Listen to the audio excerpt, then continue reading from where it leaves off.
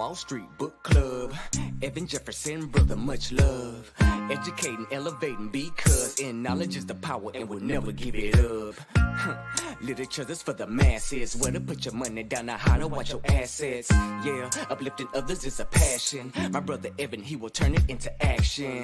New Black Wall Street Book Club. You should come read with us. Yeah, we comprehend and discuss. If we all just come together, there's no limit for us.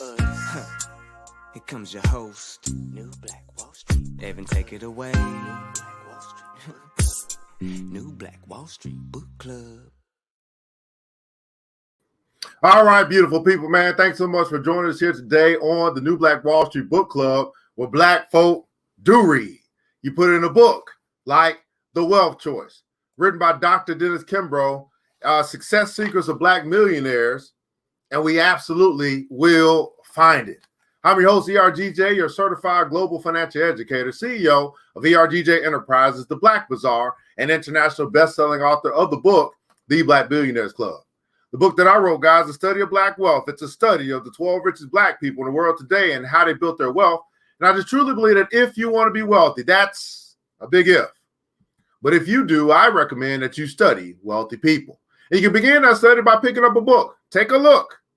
It's in a book. And that book is The Black Billionaires Club. You can find by simply going to the website, theblackbillionairesclub.com. That's right, theblackbillionairesclub.com. While you're there, guys, you'll see a tab that says the store. You'll find other financial literacy books that you can get for your children to teach them early what we have learned late, or what some of us haven't learned at all.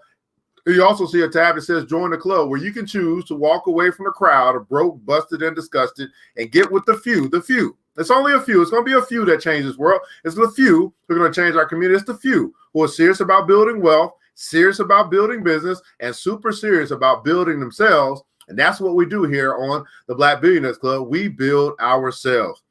It's roll call time, beautiful people. Go ahead and hit that like button, that share button, tag a brother or sister if you care. If you are your brother's keeper, your sister's keeper, let them know that we're here reading. What? Yes, we're reading early in the morning, getting our minds right. Man, let's go and find out. Let's find out who's here this morning, where you're connecting from, what city, what state, what country, what city, what state, what country. We're broadcasting across the World Wide Web into Instagram, Facebook, and also YouTube. So love to know just how far our reach is this morning as I'm broadcasting from our virtual studio here in Decatur. That's right, Decatur, where it's greater. Decatur, Georgia is up in here, man. Good morning to you. Miss Nita Diane is joining out of Albany, Georgia is in the house. Miss Vivian Reed is joining us as well. Good morning to you out of Brooklyn, New York. I'm sorry. Good morning to Miss Sister Teresa is in the house, right? Sister Teresa. Sounds like we got to make a painting or an NFT on Sister Teresa is in the house out of Chandler, Arizona. Sister Antoinette Ross is a boss, is joining us as well out of the ATL. Miss Sincere Newman is joining us as well out of Mapleton, Georgia is in the house, man. Thanks so much for joining. Miss Goodrich is in the building. Brother Wilhelm Watt is on this as well out of Toledo, Ohio. Naisha Vale out of New Britain, Connecticut. I did not know you were in Connecticut. What's going on, sister? Thanks so much for joining us here today on the New Black Wall Street Book Club, as we're going to continue our journey into the book, The Wealth Choice. All right, The Wealth Choice. We'll get our sponsors at the end so you guys know that we're here, but we're going through the 7th law of wealth. We're almost done with this book, and then we will be picking up my book that I wrote. We'll read that next, The Black Billionaires Club. So if you need to get a copy of that, you can as well. Be the first time I actually go through the full book. I've did it in pieces, but we're going to go through the whole book as our next book. We should be done with this book, I think, in the next 2 weeks. So what we're going to do, we're going to start with doing a recap of the first 6 laws, and then we'll continue our journey into the 7th law here today. The first law of wealth. Everybody put in console, I choose wealth. I choose wealth. The first law simply says this, that wealth begins in the mind and it ends in the purse. Wealth begins in the mind, ends in the purse. It simply helps us to understand that as we find ourselves being more around wealth, listening to wealth, watching wealth, choosing to change the channel from poverty to wealth, choosing to hang around wealth-minded people, that we can begin to build or to grow our wealth consciousness. I choose wealth. The second law is the decision law. Once I know better, I still have to decide to do better. And that decision simply says this, that decide now that you will not be poor. Decide now that you will not be poor. Everybody put in comments below now. Decide now, in capital letters, now. No opportunities wasted. We've begun to find out that poor people are simply poor mostly because they pass over opportunities repeatedly. They don't decide now that it will not be poor. Therefore, they don't decide to actually go towards the journey of wealth or the land flowing with milk and honey. They choose to stay where they are for the most part. It's not about where you start. It's about where you finish. And are you headed towards that place on your journey? Right? Decide now that you will not be poor. The third law of wealth is the belief law. It's the faith law. This is one that a lot of people have trouble with. The third law simply says this: believe in yourself when no one else will. Everybody put in the console, I believe in myself. Believe in yourself when no one else will. This simply saying, you know what? Not only do I believe in myself, I believe in opportunity. I believe that opportunity is available to me. I believe in my ability. I believe in the skills that I've been granted. I believe in the gifts, the talents, and the skills that God has granted me. I believe in myself and my ability to create wealth because I've been given the power to do so. And I'm going to believe in this thing. I'm going to be like Noah. I'm going to build the ark, although nobody's helping me. I'm going to take those chances, those risks. I'm going to move forward because I believe what God has called me to do. I believe in myself, even if no one else will. I'll be like Forrest Gump, and I'll just start running. And I'll just keep running. And eventually other people will start to run along with me because they see I'm serious about this thing. The fourth law, this is the lane law. It simply says this. Right? Says this, that it says to thine own self be true. To thine own self be true. Now, in this law, we begin to understand after I have built my wealth conscious, I've decided that I'm going to be wealthy, that I'm not going to be poor. After I began to believe in myself, now I begin to do what I do best. Means that I'm going to simply lean on my strengths and not concern myself with my weaknesses. Everybody put in console, do what I do best. Now, this could be very difficult as well. Once you get to the belief stage, you believe in yourself, you believe in your talents, your skills, your abilities. Now you simply got to go do. This is the action. I got to go do what I do best. Now, some of us are still discovering or trying to figure out what is it that I do best. As if people haven't been telling you your whole life. Here's what you do best. Here's what you do pretty well. You do it in your sleep. You do it for free, matter of fact. Do what you do best. Here's the fifth law. The fifth law is the service law. This is simply saying, basically says, how may I serve thee? The service law simply says that I'm going to provide more service and better service each and every day.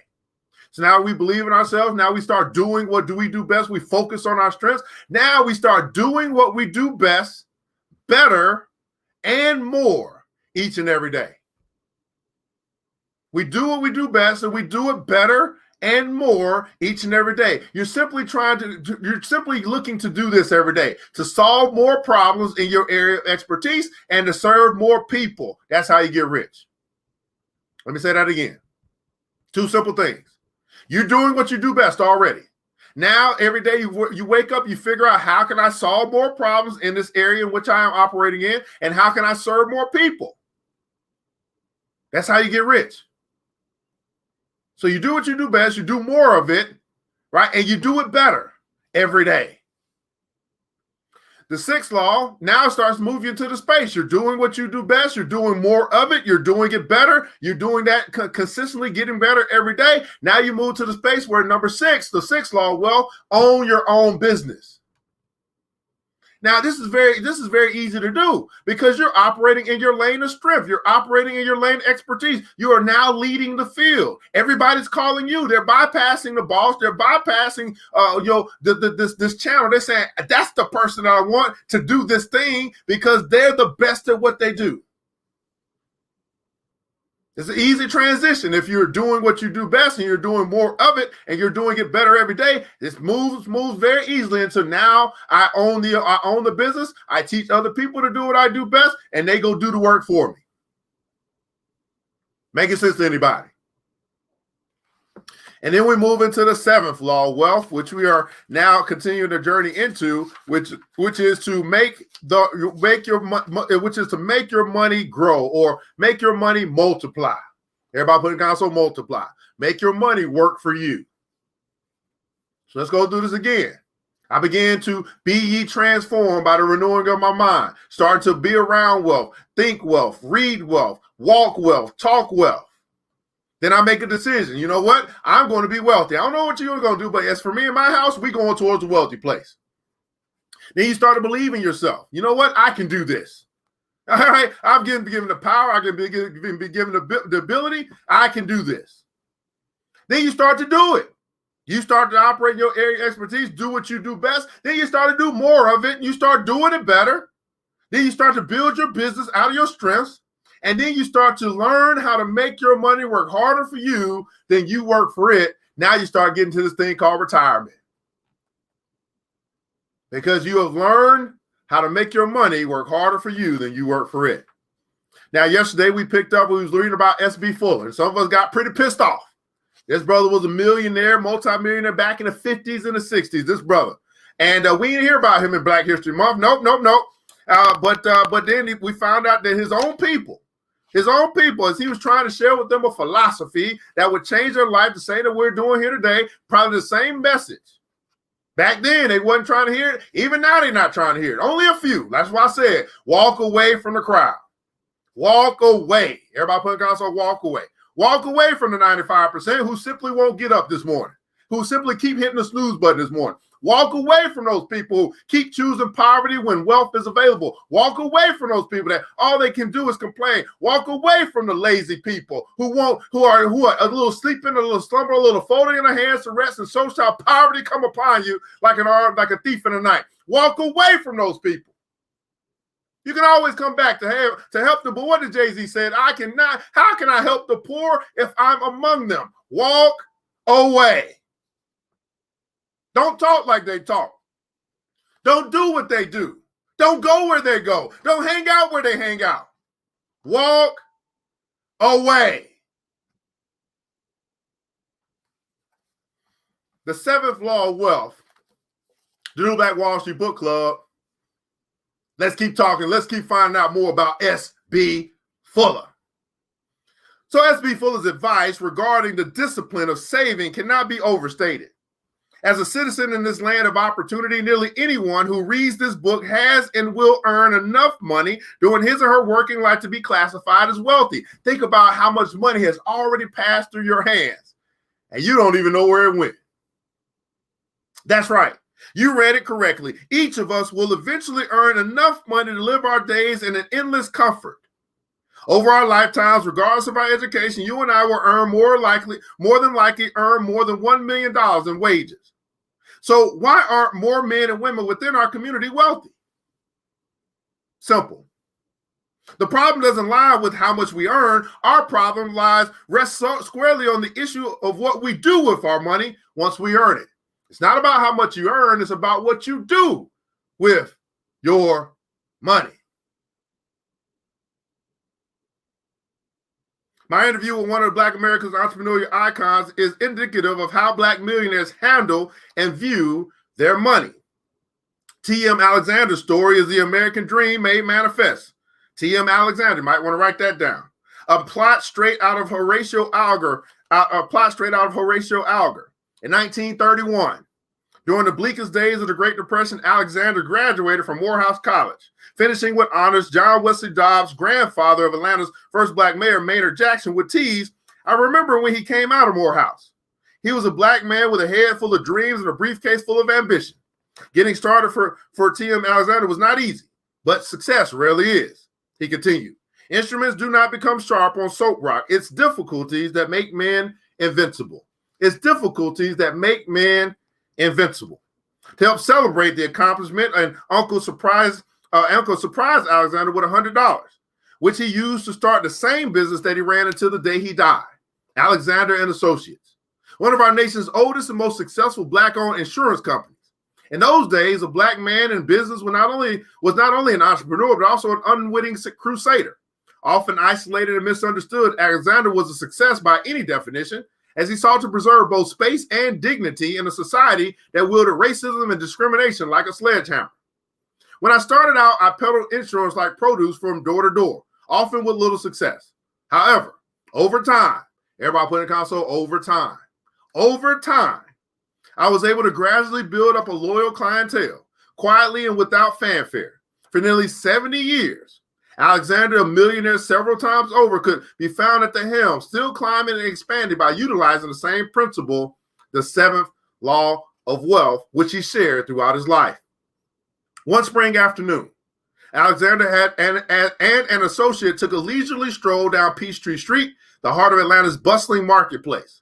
The entrepreneurial stalwart and pillar of the Black community made it his business to enter every shop along the way, stopping long enough to handle a piece of merchandise and commend the owner on his or her wares before moving on. After nearly 2 hours of witnessing this routine, his friend asked Alexander why he loved to frequent the market but never purchase a thing. "I'm always amazed," the frugal chief executive replied, "to see just how much stuff I don't need. Every man is needy who spends more than he has. No man is needy who spends less. So what is the best way to build a fortune? Don't waste it." Let me repeat this again. He was walking down the street, going to all the different stores, just looking at stuff, congratulating the owner. And his associate said, "Man, why do you go to all these shops, but you never buy anything?" He said, "I'm always amazed, right, to see just how much stuff I don't need. Every man is needy who spends more than he has or spends more than he earns. No man is needy who spends less." Think about that for a second. Just think about this simple statement. What's the best way for you to build a fortune? Don't waste it. Don't waste the fortune that comes into your hand. Everybody put in comments, so don't waste it. Now, let's think about this quote for a second from T.M. Alexander, a Black millionaire back in the 40s, 50s, and 60s, whatever this was. Every man is needy who spends more than he earns. The person that just continues to find himself in debt because you simply have not curbed your enthusiasm. You have not disciplined yourself to say, "You know what? I can't afford this." But no man is needy who spends less. The man who spends less than he earns always has an abundance, always has an overflow, always has more money than he needs because he spends less than he earns. And the best way to build a fortune is don't waste the fortune that comes to your hands, but comes through your hands.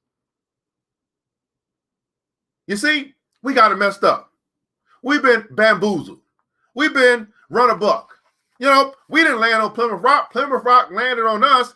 We moved from physical slavery to financial slavery because we continue to voluntarily spend more than we earn. And that is the bedrock of financial freedom, to simply decide that I will not spend more than I earn, to simply decide that I'll pay myself first to ensure that I don't spend more than I earn. But you know what has happened in this day and age, in 2021? We're so fascinated with this word called credit, which we don't even know how to use, by the way. It's different when you have a strategy for credit. It's another thing when you're just improving your credit score so you go further into debt, which is damn stupid, in my opinion.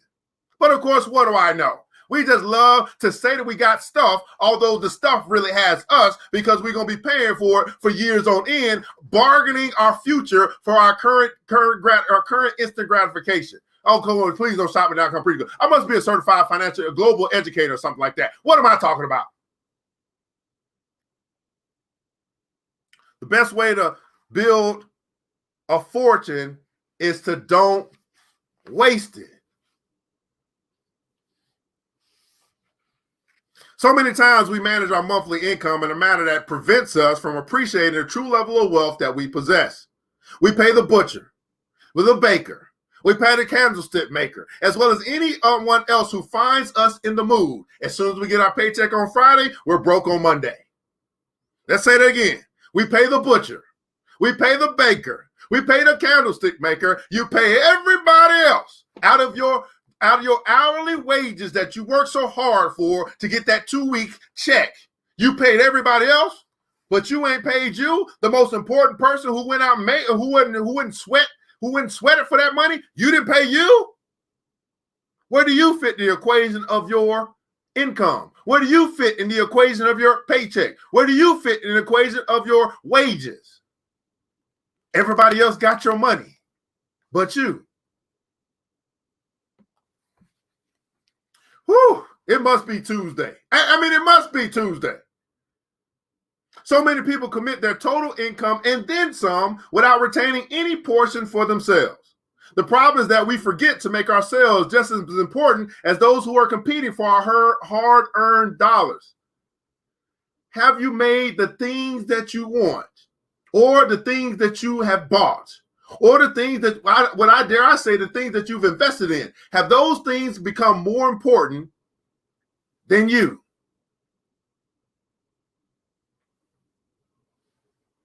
So few realize that regardless of what we do for a living, each of us can be financially independent by the time we reach age 65 if we only give a dime out of every dollar to the most overlooked person, who is ourselves, as well as that forgotten family, our own.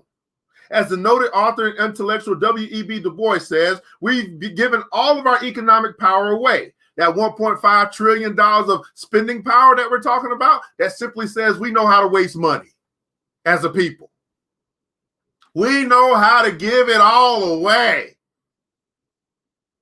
$1.3 trillion of spending power is no power at all until we turn it into investing power, which means that we don't just give it away, we get something back in return. Everybody putting it down, so get something back.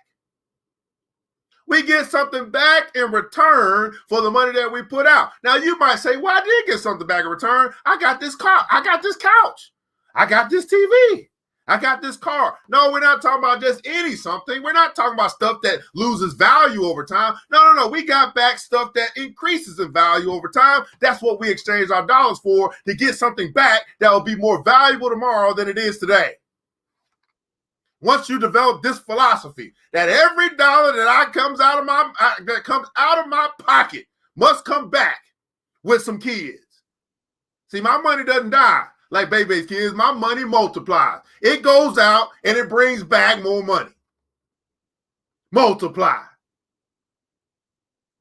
As soon as you and I begin to adopt this philosophy that I, and that my family is important, and we realize that every dollar that we waste is one less dollar that we have to invest in our own family, in our own dreams, in our own businesses. Once we realize that every dollar that I waste is one less dollar that I have to invest in myself and my dreams and my family, we stop wasting it. And I would venture to say, once you become important, once your family becomes a priority, and I'm not talking about from a social standpoint, I'm talking about from an economic standpoint, you begin to stop wasting so much money. And I think that we just came through a time, this COVID-19, that helped us. It actually was a blessing in disguise. It helped us to curb our appetite. We started to realize I don't need that much stuff that I used to need. Here's what he said, man, I go into the stores all the time, and I'm amazed at how much stuff that I don't need. How many of you guys over this last year, through COVID-19, you were amazed at how much stuff you don't need? In the comments below, I'd love for you to share something that you realized over the past year that you don't need. Something that you decided this is not as important as I used to think it was. You no longer buy it. You no longer go get it. You no longer lust after it. You no longer gotta have it. What's something in your life over the past year you realize that you used to spend your money on that you don't need? You might still want it, but you realize you don't need it. Let me say that again. I think the people in the back just woke up. Over the past year, COVID-19, right? Having to kind of be at the house, not being able to go out as much. You now realize there's some things in 2019, there's some things in 2020 that now that you moved over to 2021, you realize I don't need it. You might still want it, but you realize you don't need it. What's that for you in the comments below? You simply now understand I don't need that anymore. That is not a necessity. That is not something I have to go and spend my money on like I used to. What's that for you? Oh, Lord, Miss Deborah Williams said, man, I don't need no more clothes. Okay, listen, I looked in my closet. You know what I'm saying? I got plenty of clothes. I mean, I might want a new piece of clothing every now and then, but I don't need it. I can go with what I currently got. I'm still the same size. I'm still fine and all that good stuff. I ain't got bigger. I ain't got small. I can wear the stuff that I got. I don't need no more clothes right now.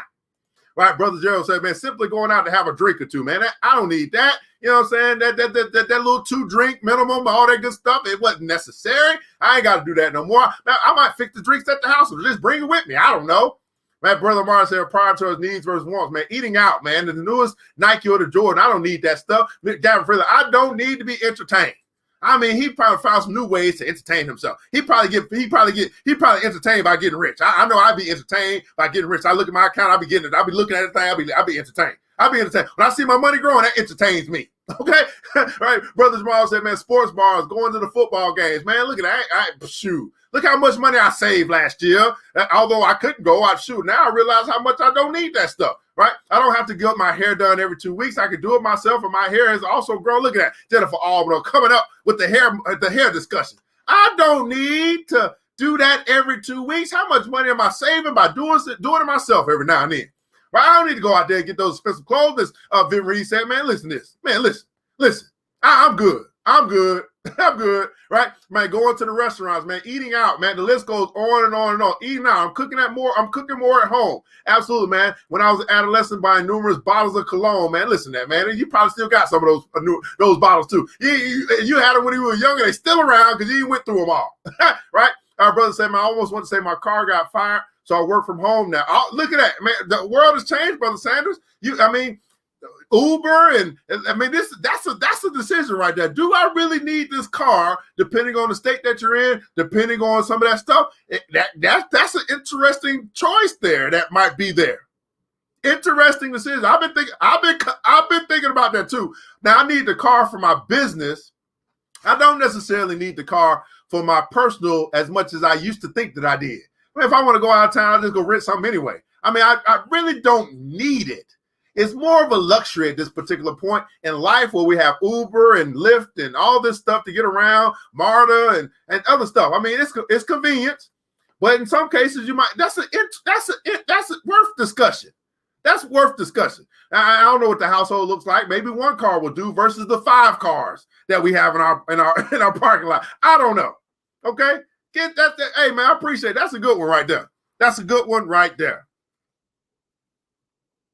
So few realize that regardless of what you do for a living, each of us can be financially independent by the time that we're 65 if we only give a dime out of every dollar to the most overlooked person ourselves, as well as the forgotten family, our own.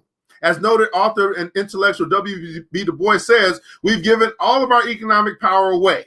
When you owe another, your freedom is impaired.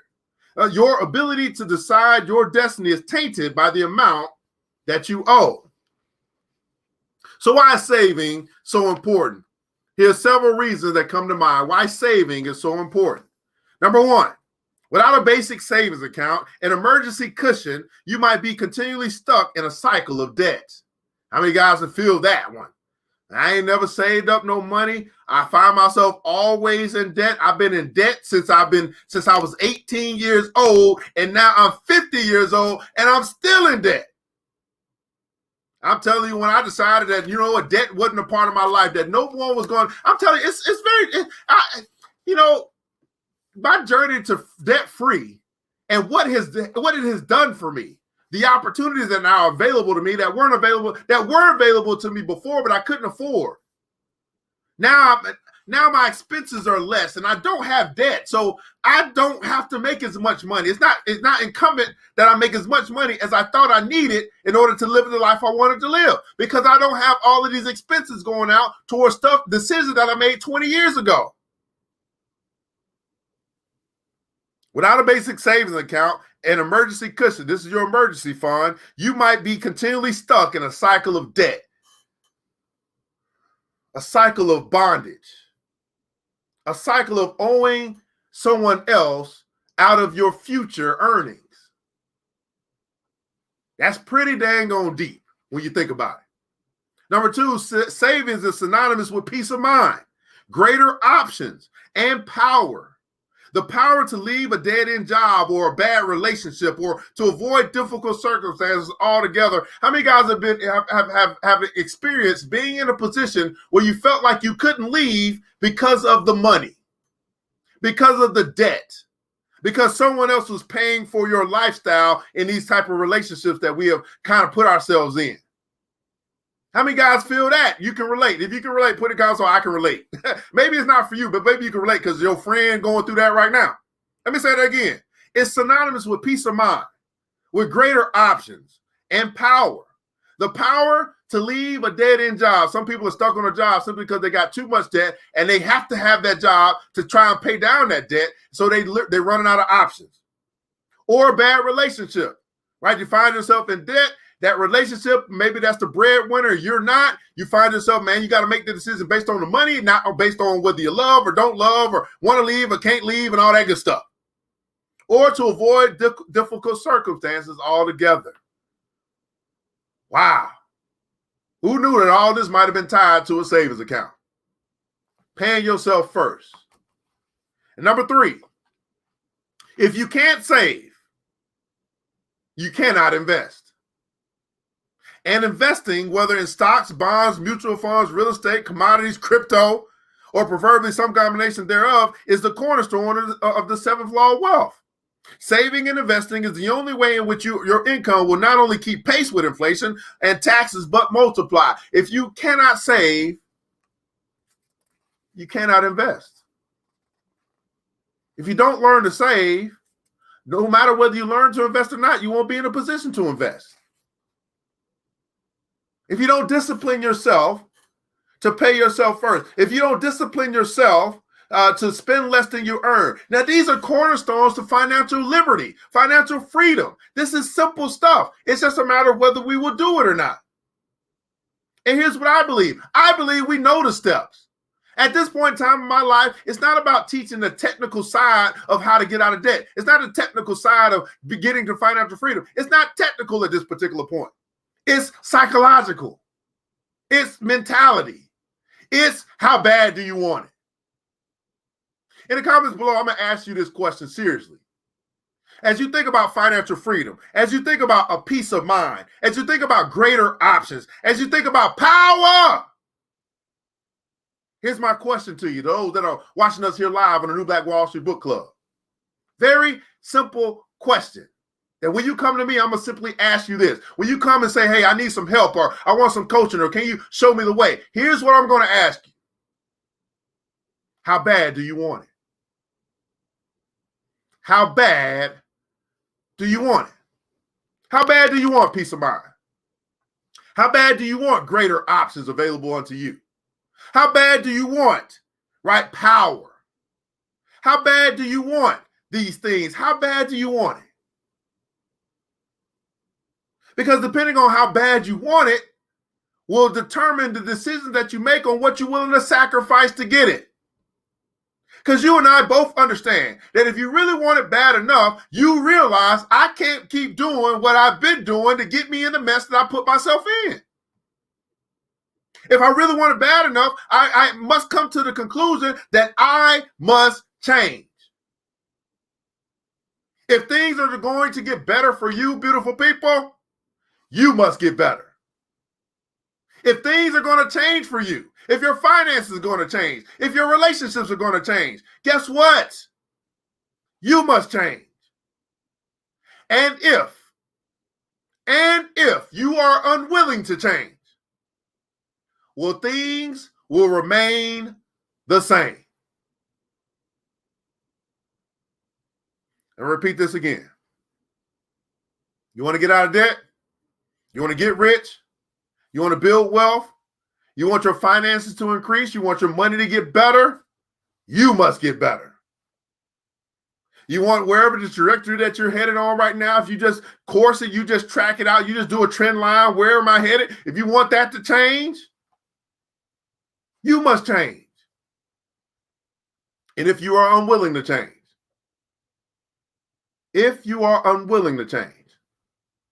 well, things will remain the same.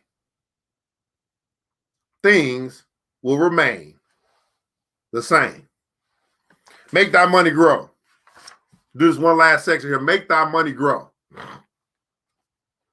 The task of building wealth may be daunting, but it is not insurmountable. Once you understand how to hold on to your economic power in the form of spending, saving, and investing, your focus shifts. Everybody put in console focus. Once you understand these things, you can begin to change focus. You're no longer focused on spending your money. You're no longer focused on the stuff that you can get. You start focusing, your focus changes. That's what happened to the people that joined the Black Billionaires Club. That's what happens to the people that got hooked on this thing called crypto. Their focus changed. I know I just talked to a sister who just doubled her account in 20 days. Guess what? You know how she changed it? You know how that happened? She changed her focus. Her focus went from, you know what? I don't need this. I don't need to get this hair done. I don't need this this blouse. And she probably went out to the mall or didn't go to the mall because she couldn't go to the mall. Her focus changed. And she was super focused on what the task that she put in front of her, the challenge that she had for herself, which was to reach a particular goal, which was to double her account. And on the 23rd day of March, she reached that goal. And guess what? Guess how she felt when she reached her goal for something she may not have done before in her life. I'm not quite sure what she's done in the past, but I know what she was doing this night. I know what she was doing last night. I know that she was jumping up because she was probably jumping all over. She could not hold her excitement back. She was like, I feel good. Everybody put in that comments below. I feel good. I'm excited. I'm amazed. Right, matter of fact, Miss Vivian's here. Miss Vivian did the same thing. Miss Vivian, tell me, Miss Vivian, the day that you realize, because Miss Vivian, she started with $200. I'm just going to share. She started with $200, and her goal was to get to $600 by the end of this month. She started on March 1st with $200. Her goal was to get to $600 by the end of the month. She's at $600 now. Miss Vivian, the moment that you realize that your account, because you didn't realize until you looked, you were just like, wait a second, I'm already at $600. The moment that you realize I'm already at $600, tell me in the comments below, in the best way possible, how did you feel? And here's where I want to get to people, right? Here's why I want to get Brother Ryan is here over Instagram, right? Brother Ryan, same thing. When you start to get to where you wanted to go, when you helped your daughter get to where you wanted her to go, and she looked up and you said, man, she has gotten here at this particular point. In the comments below, I want you to share, anybody here, tell me, how did you feel? Now I want you to be as elaborate, as excited, as much as you can, because here's the deal. What I find out in life is that if something were bad to happen, right? We have all these words for how we don't feel. Oh, this happened today. Oh, it's been a terrible day. Oh, this, and that. We go hard for the stuff that doesn't work out in our favor. But then when something great happens, when the gods are shining down on us, when the rain is pouring and it's pouring down blessing upon blessing, we just say something like this. Oh, it felt good. We belittle the good stuff and we exacerbate the bad stuff. So in the comments below, if you have had that feeling this month or this week or whatever the case may be, and you realize, wait a second, this was something that was good. I challenged myself. I met that goal, and it doesn't even have to be monetary. It can be something that you've been shooting for. It could have been a business that you've been building. In the comments below, tell me, how did you feel? How did you feel?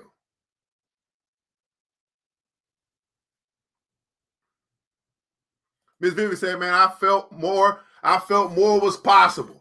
She done set a new goal. Said, okay, I got to 600. I guess I need to go. I'm moving on up like the Jeffersons. And I'm going to 900. Right? Brother Mari said, man, I was elated when my son joined the family business. That was a goal of his son to join. His son finally came around and said, you know what, Father? I'm joining the business today. And Brother Mari, I seen the video and all that stuff, man. He's been talking about it ever since. He felt elated. Right? Vivian said, look at this. Aunt Viv used the word like this. She said, I feel hype. Now, there's Aunt Viv over here. I felt hype. Right? What about you? How did you feel when you realize that God has a plan for you to prosper? And all it requires is for you to fall in line on your way to the land flowing with milk and honey. How does it feel? And then we begin to learn this. The things that feel good, we want to do more of it. I mean, we want to have that feeling all the time because it feels good. This Antoinette Ross is the boss, man. I feel unstoppable. Anybody else?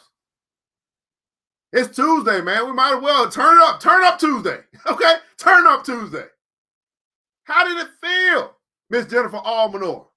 How does it feel to be continuing to move towards these goals that you got and you're just knocking down one obstacle after another? That's really, how does it feel?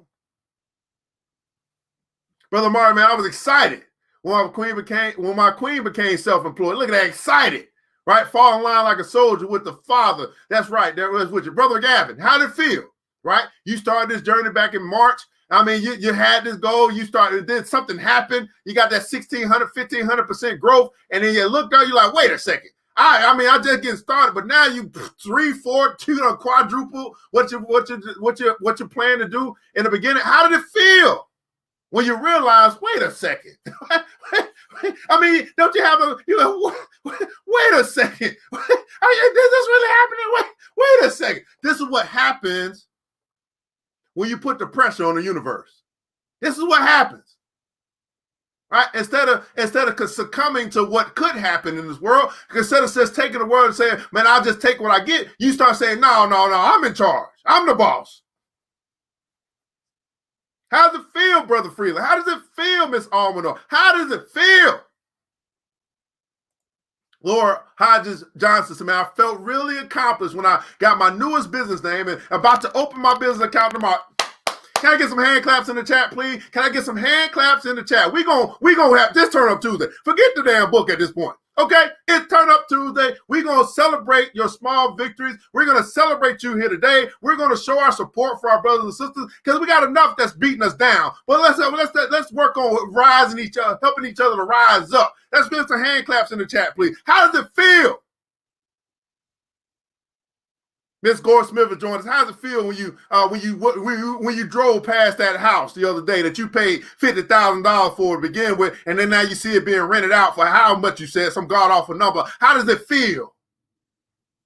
Jamal Harrell said, man, I'm excited and a mofo about some of my new ventures and my transforming mindset, right? Miss Nita Dance, I'm dancing in the streets, man. I'm dancing in the streets. This woman's on her way to $1,000 and more, right? Mr. Wheeler Walker, I feel proud to open my second business account. Hand claps in the chat, please. Hand claps in the chat. How does it feel to be focused on building wealth for yourself and leaving an inheritance to your children's children on purpose? Not just something that you say, it's something that you are actually doing. And you see it happening right before your eyes, where before you didn't really believe it, although you said it, but now faith is the evidence of things hoped for, and faith is the substance of things hoped for, the evidence of things not seen. Man, Jeff said, I felt excited and free in control when I became debt-free, right? Brother Tony, put hand claps in the chat, please, man. It feels. It is how it feels. Okay, he got the muscle, right? Dancing in the streets, right? How does it feel? Wow. I felt proud that I bring value to others, legacy building on purpose. We'll get this one last little paragraph here, and then we'll get up out of here, okay? Says your focus shifts. You no longer concern yourself with every nickel and dime, but rather with the financial strategies that have and will create substantial wealth. On the surface, this may not sound like hard financial advice, but it is true. If you desire to join the Black financial elite, I suggest that you begin to shift your thinking. Rather than focusing on your lack of money, concentrate instead on your abundance of financial resources. As discussed earlier, whatever we envision expands. I urge you to take hold of the seventh law. By mastering this principle of wealth conservation, you are satisfying a crucial prerequisite to all that you desire. To all that you desire. Once you understand how to hold on to your economic power in the form of spending, saving, and investing, your focus shifts. Your focus shifts. Chargy said, man, feeling favored and excited, seeing growth all over the place, right? You can't stop. When it rains, it pours on the good side and the bad side, and it's raining down blessings upon blessings upon blessings. It's raining down favor in your land right now. It is coming down. It's coming down hard. Juwan Sanders, man, 2020 was terrible to the naked eye, but it showed me my purpose by taking all worldly things away to show me my truth, man. Feel strong and empowered, man. Absolutely, man. Feels so good. I felt elaborating with going into the next chapter in my life. Elaborate. Okay. All right. Fantastic, right? Man. Wow. Turn Up Tuesday. Here on the New Black Wall Street Book Club, man. 30 minutes a day, beautiful people. 30 minutes a day to keep broke and stupid away. In the comments below, I'd love for you to share your takeaway from today. We don't do this just to do this, beautiful people. We do this to make a difference, and hopefully we made a difference in your life here today. Now, I know I'll talk much faster than your type, so I'll give you a moment to share the seed that's been sown into your spirit today. I'm simply asking you to answer this question in the comments below. Was this worth your time? And why? What's more valuable than money? Your time. You can't get it back. But hopefully you feel like you didn't waste your time. Hopefully you felt like I invested my time and I got something back in return for the time of the exchange to be here today. Go ahead and put that in the comments below. We'll share our sponsors with you. We'll begin to get up out of here as we prepare for the Financial Health Mentor, the Cortez Hustle Show here today. I want to make sure these guys follow us on BBC TV. That'll be over Facebook, Black BC TV. You'll find us. That's where moving forward, you'll see all of our programming. We are building a decentralized Black-owned network, and we want you guys to be a part of it. Our sponsors for today, these are people, these are black businesses that have decided that this is important, that we continue to broadcast this, the New Black Wall Street Book Club.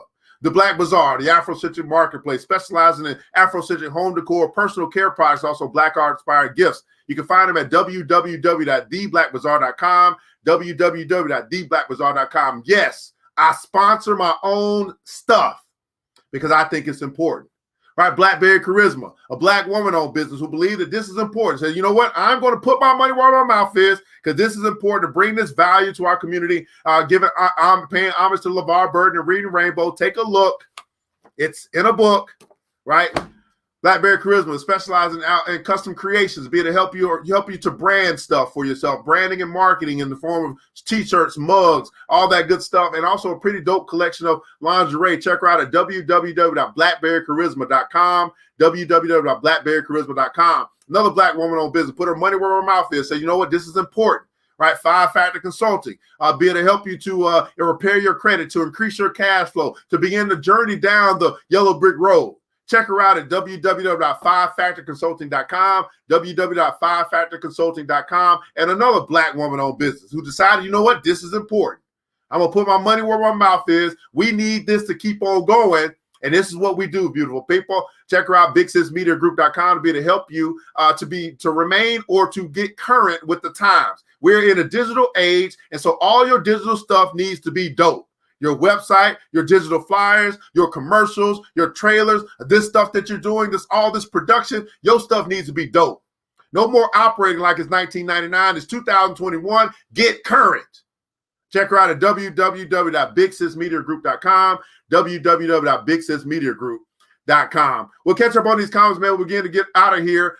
Thank you to all of our sponsors here on the New Black Wall Street Book Club as we've been going through the book, The Wealth Choice. Let's catch up on these comments, man. Begin to get up out of here, man. Jamal Harrell, man, excellent dialogue. Miss Deborah Williams said, man, takeaway, no man is needy who spends less. Miss Yvette Goodrich is worth my time because I do what I do best. Brother Harold said, man, the affirmation feels great. Appreciate you and your wisdom, bro. I appreciate you, man. Iron sharpens iron, my brother. Iron sharpens iron, man. We're doing some sharpening today. Time well invested. Thank you from Miss Nita Diane. Miss Teresa Gilliard, changing focus is key to many freedoms in life. Brother Blair, I absolutely worth my time. I appreciate the good energy and vibe and knowledge. Thank you, brother, for sharing and giving your time. Miss Vivian Reed, I'm grateful for the new feeling of confidence in my ability to become wealthy thanks to the BBC. Well, beautiful people, I hope you hit that like button, the share button. Hope you care about your brother, you care about your sister. You want to give them the opportunity to participate in this wealth building, this wealth consciousness building that we got going on, right? We choosing wealth, right? We're deciding that we're not going to be poor. We're believing in ourselves when no one else will. We're staying true where we're doing what we do best, and then we're doing it better and more every day. We're beginning to build our businesses, and we're beginning to learn how to make our money work harder for us than we work for it. This is the New Black Wall Street Book Club, where black folk do read. You put it in a book like The Wealth Choice, Success Secrets of Black Millionaires, and we absolutely will find it. I'm your host, ERGJ, Certified Global Financial Educator, and I want you guys to remember this, that it takes a village. It starts with us. Let's build as we climb together. We all we got, beautiful people. Matter of fact, we all we really need. And thank God, that's more than enough. Until next episode, you know what time it is. It's time to get up, to get out, and go get something. Mr. DJ, hit the music. New black. It's the New Black Wall Street Book Club. With your host, Evan Jefferson. It's time for us to go. Yeah. Now, you ain't got to leave the computer, but we encourage you to get out there and learn and apply all the things you learn at the New Black Wall Street Book Club. Yeah. The New Black Wall Street.